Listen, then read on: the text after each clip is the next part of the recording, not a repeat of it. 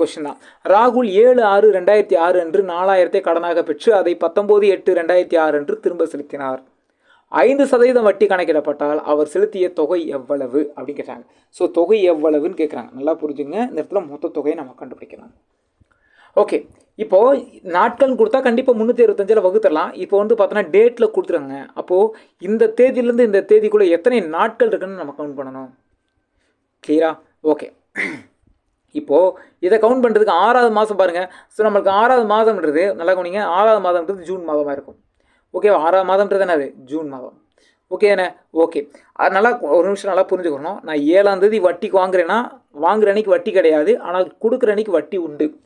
கிளியராக புரிஞ்சுதா? அப்போது ஜூனில் மொத்தம் 30 நாள். நான் 7ஆம் தேதி வரைக்கும் வட்டி கட்டியிருக்க மாட்டேன். அப்போ 30 நாளில் 7ஆம் தேதி வரைக்கும் நான் கழிச்சுனா மீதி எத்தனை நாள் இருக்கும்? 23 நாட்கள் நான் வட்டி கட்டியிருப்பேன் ஜூன் மாதத்தில். அடுத்து ஜூலை முழுமையாகவே இருக்குது 31 நாள். அடுத்து ஆகஸ்ட் 19ஆம் தேதி வட்டி கட்டியிருப்பேன் 19. இப்போ இதெல்லாம் கூட்டி பாருங்கள் 73 நம்மளுக்கு கிடைக்கும். இப்போ நாட்கள் எத்தனை நாட்கள்னு கண்டுபிடிச்சாச்சு. ஆல்ரெடி நான் சொன்னதான் நாட்கள் கொடுத்தாலே நீங்கள் 365 வகுத்துடணும்.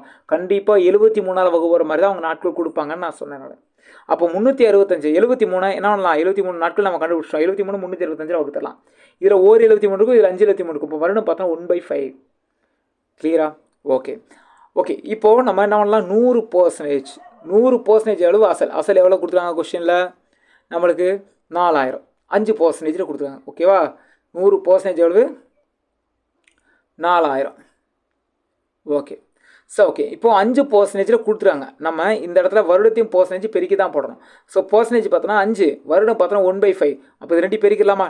× 1/5. ஸோ இது அடித்தா என்ன கிடைக்கும்? 1% அப்படின்னு நம்மளுக்கு கிடைக்கும். அப்போ இந்த 1% நம்ம எவ்வளோ கண்டுபிடிச்ச ஆன்சர். அப்போ பாருங்கள், 100% 4000னா 1% எவ்வளோ இருக்கும்? இதில் 2 0, இதில் 2 0 அடிச்சலாமா? 40 ரூபாயா இருக்கும். கிளியர் தானே? அப்போ அவங்க கேட்டதுன்னா மொத்த தொகை. அப்போ 4000 ரூபா அசல் ப்ளஸ் 40 ரூபா வட்டி. இப்போ மொத்த எவ்வளவு? 4040 ரூபா இதனுடைய மொத்த தொகையாக இருக்கும். கிளியரா? ஓகே.